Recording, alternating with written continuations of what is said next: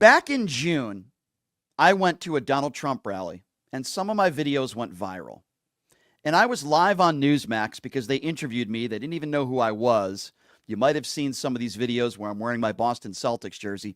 And I said I felt like I was at a Klan rally. And a lot of people on the right were very upset at me for making that statement.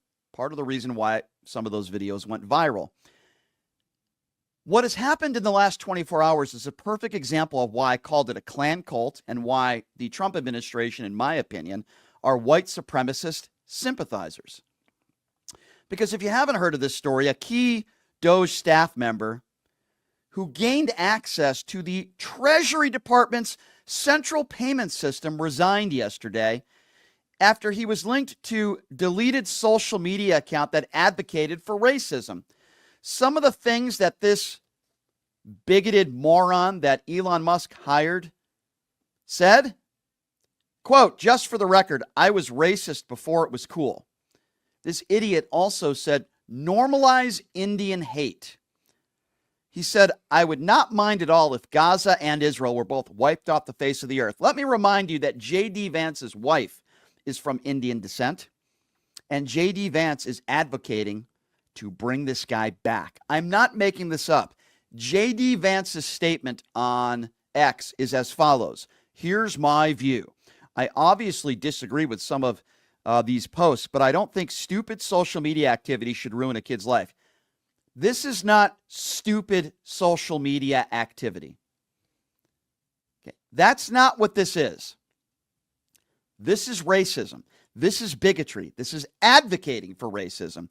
Let me remind you, JD Vance's wife is from Indian descent, and JD Vance says, so I say bring him back. This guy said, quote, "Normalize Indian hate." JD Vance's wife is Indian. JD Vance goes on to say, if he's a bad dude or a terrible member of the team, fire him for that. So somebody who advocates for racism, who says normalize Indian hate, who is a proud racist, and who says Gaza and Israel should be wiped off the face of the earth, and JD Vance says if he's a bad person.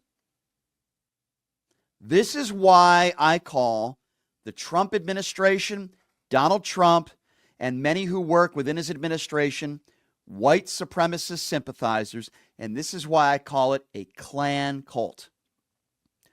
What would happen if this was a black person, for example, that made some racist statements about white people? Do you think JD Vance would be defending him? Of course not. This is despicable. Now, what happens when somebody makes a racist statement, say, in the workplace in this country? Could be at a radio station, could be in your office cubicle, could be anywhere. And it becomes public. The company will normally put out a statement, fire that individual, and say, they don't represent our beliefs, and this employee doesn't represent our beliefs of this company, and that's why we've let him go. And that's the appropriate thing to do. Not Elon Musk.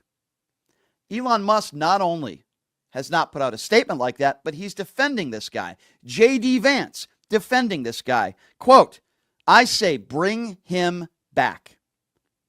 This is a Klan cult with a bunch of white supremacists and neo-Nazi sympathizers. Go ahead and put Elon Musk and JD Vance on that list, but we knew about them before. These are the kinds of people who are going to have our personal information. Is anybody comfortable with that? I know I'm not.